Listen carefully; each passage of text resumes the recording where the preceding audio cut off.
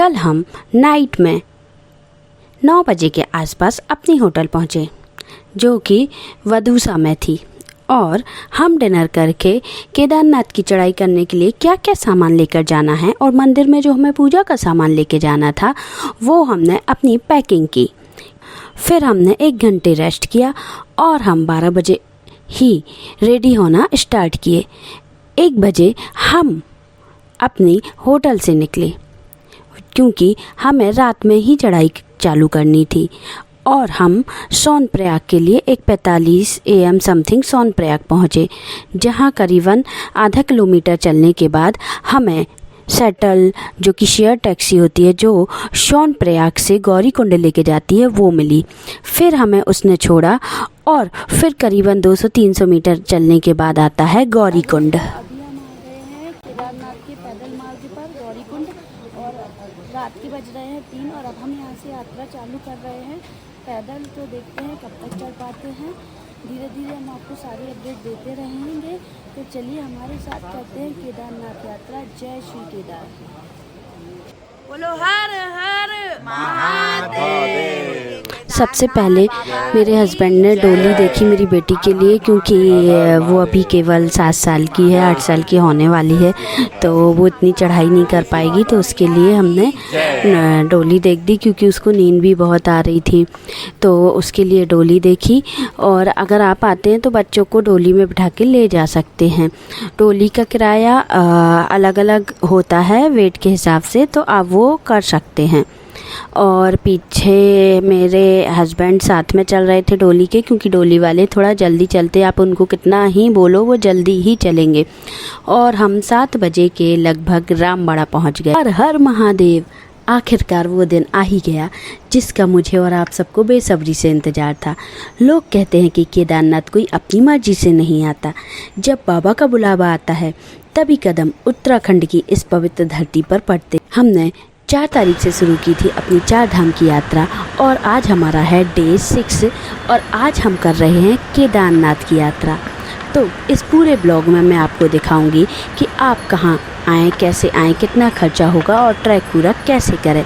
अगर आप भी घर बैठे बाबा के लाइव दर्शन करना चाहते हैं तो चैनल को अभी सब्सक्राइब कर लीजिए।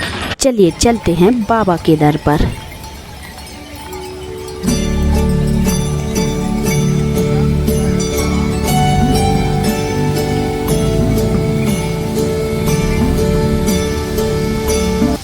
दोस्तों, अगर आप अपना आने का प्लान कर रहे हैं तो सबसे बेस्ट टाइम मई और जून है। फिर मानसून के बाद सितंबर अक्टूबर। यहाँ आने के लिए आप ट्रेन से हरिद्वार या ऋषिकेश आ सकते हैं, और वहाँ से बस या शेयरिंग टैक्सी लेकर सोनप्रयाग पहुँच सकते हैं। सोनप्रयाग से गौरीकुंड के लिए लोकल गाड़ियाँ मिलती हैं। एक बात का खास ध्यान रखिएगा, बिना 4 धाम ऑनलाइन रजिस्ट्रेशन के आपको आगे नहीं जाने दिया जाएगा, इसलिए अपना रजिस्ट्रेशन ज़रूर पहले से करवा के आएँ। मैंने डिस्क्रिप्शन बॉक्स में लिंक दी है, आप चाहें तो उस लिंक से अपना रजिस्ट्रेशन करा सकते हैं।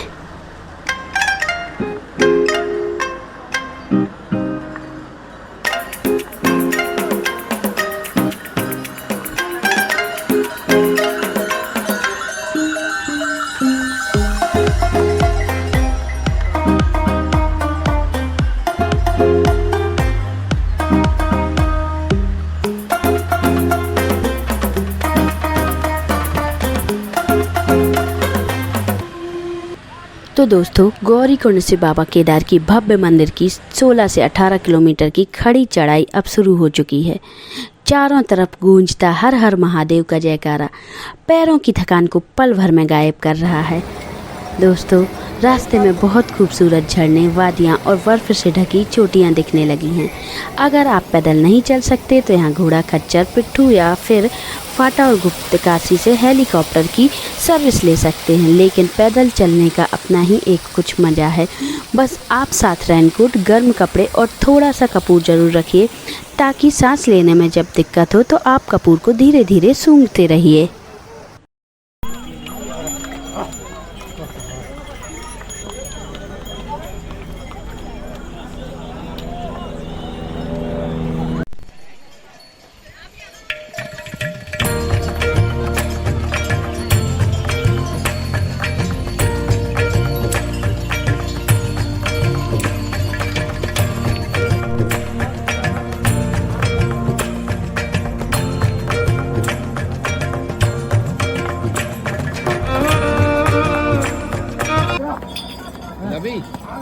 ਲੱਭਿਆ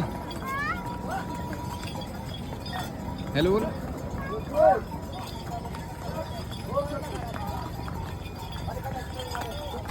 अब बात करते हैं सबसे ज़रूरी चीज़ बजट और रुकने की व्यवस्था। केदारनाथ में आपको रहने के लिए सरकारी कैंप, प्राइवेट टेंट और लॉज मिल जाएंगे, जिनका किराया लगभग 1000 से 5000 प्रति व्यक्ति है।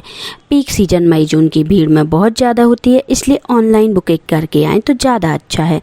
अगर पूरे बजट की बात करें तो हरिद्वार से केदारनाथ आकर दर्शन करने का प्रति व्यक्ति आराम से खर्चा 6 से 8000 के बीच आता है, अगर आप पैदल ट्रैक कर रहे हैं। और अगर आप घोड़ा, खच्चर, हेलीकॉप्टर करते हैं तो उसका पीक के हिसाब से अलग किराया होता है, तो यह बजट थोड़ा बढ़ जाता है। और खाने पीने की रास्ते में जगह जगह छोटे छोटे ढाबे हैं, जहां 150 से 200 प्लेट आपको भरपेट थाली मिल जाती है।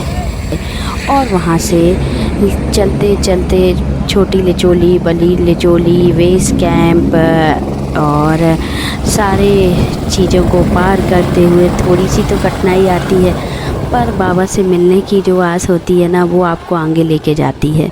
और करीबन 2:30 बजे मैं पहुंची बाबा केदार के द्वार। सालों का इंतज़ार ख़त्म हुआ और सपना आखिरकार सच हुआ। आखिरकार मैं इस वक्त खड़ी हूँ बाबा केदार मंदिर के ठीक सामने। समुद्र तल से लगभग 11000 फीट की ऊंचाई पर स्थित यह 12 ज्योतिर्लिंग में से एक सबसे पावन धाम है। यहाँ की हवाओं में जो सुकून है वो दुनिया के किसी कोने में नहीं। इस भव्य नज़ारे को देखकर रास्ते की सारी थकान 1 सेकंड में दूर हो गई। आप लोग भी घर बैठे बाबा के दर्शन करिए और कमेंट में हर हर महादेव लिखना ना भूलिए। और जितनी थकावट थी, जैसे बाबा का शिखर दर्शन हुआ, लगा ही नहीं कि इतना हम चल के आए हैं। वहीं पास में ही हमारी होटल थी बुक, क्योंकि हमने अद्भुत उत्तराखंड से अपना पैकेज बुक किया है, तो आप भी कर सकते हैं दिए हुए नंबर पर। और इन्होंने हमें सारी होटल्स मंदिर के मोस्टली पास ही दी थी, तो फटाफट हम गए और थोड़ी देर रेस्ट किया और उसके बाद हम रेडी होकर मंदिर पहुंच गए 5 बजे, क्योंकि फिर आरती होती है। तो हमने थोड़ा सा वहाँ पे देखा, बाबा के दर्शन को निहारा, बाबा के शिखर को निहारा। फिर उसके बाद हमने आरती देखी, खाना खाया और फिर हम नाइट में दर्शन करने के लिए पहुँचे, क्योंकि वहाँ पे 2 दिन पहले ही मेरा ब्रदर गया था, उसको करीबन 9 घंटे लगे थे दर्शन में और स्नोफॉल के साथ। तो हमारे साथ छोटी बच्ची भी थी, तो हमने 1500 का एक टिकट आता है, तो वो हमने VIP दर्शन का टिकट लिया। फिर हम लाइन में लगे। आरती के बाद वहाँ पे लाइन लगना स्टार्ट हो जाती है और उसके बाद 11:30 बजे के आसपास हम मंदिर के अंदर पहुँचे। अभी हम केदारनाथ में प्राप्त कर रहे हैं बाबा केदार के दर्शन। ये मंदिर ठंड बहुत है, शाम का समय है, तो चलिए देखिए कितना रश है। करिए बाबा केदार के दर्शन हमारे साथ।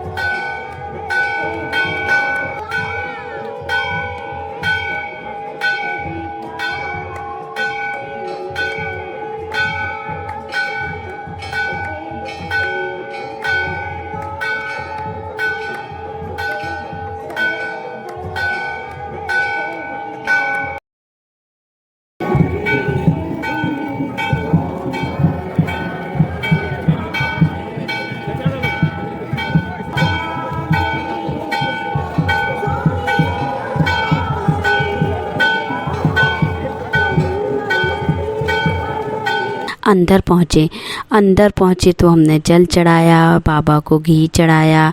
और अंदर जाके क्या, मैं वो शब्दों में नहीं बता सकती दर्शन करते समय कि वो क्या एक, जब बाबा को टच किया पता नहीं वो क्या एक अनुभूति थी।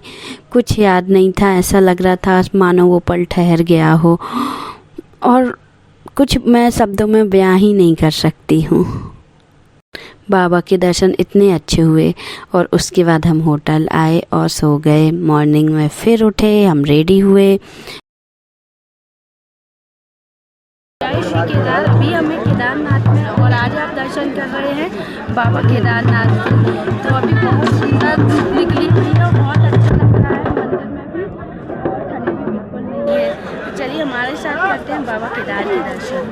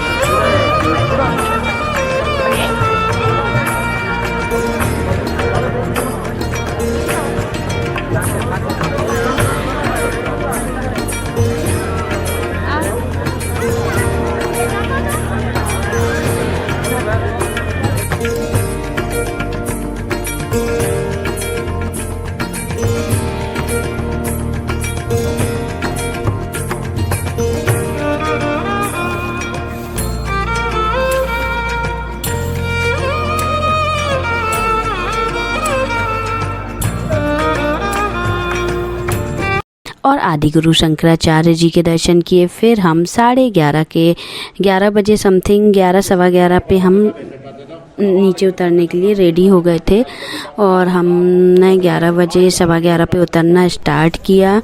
और मेरे हस्बैंड तो बच्चे को फिर डोली की थी, तो लगभग 4:30 बजे वो माता गौरी के मंदिर पहुंच गए थे नीचे उतर के गौरी कुंड, और करीबन 5:30 बजे मैं भी पहुंच गई गौरी कुंड।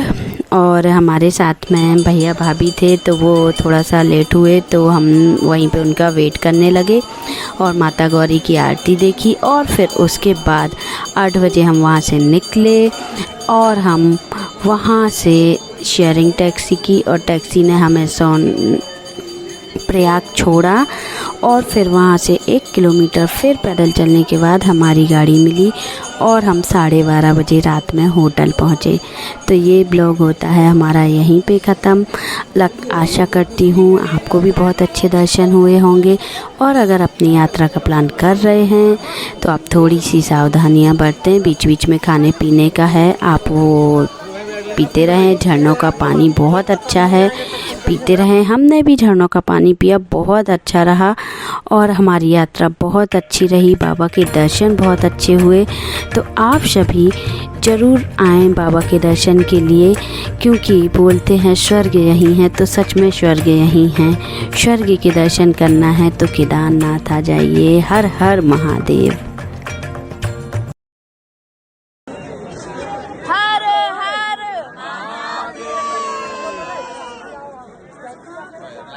अगर आपने अभी तक हमारे चैनल को सब्सक्राइब नहीं किया है तो जल्दी से आप सब्सक्राइब कर लें, जिससे आने वाले वीडियो आपको जल्दी जल्दी मिलते जाएं, और नोटिफिकेशन बेल आइकन को प्रेस करें, जिससे आपको हमारे वीडियो का नोटिफिकेशन मिलता रहे।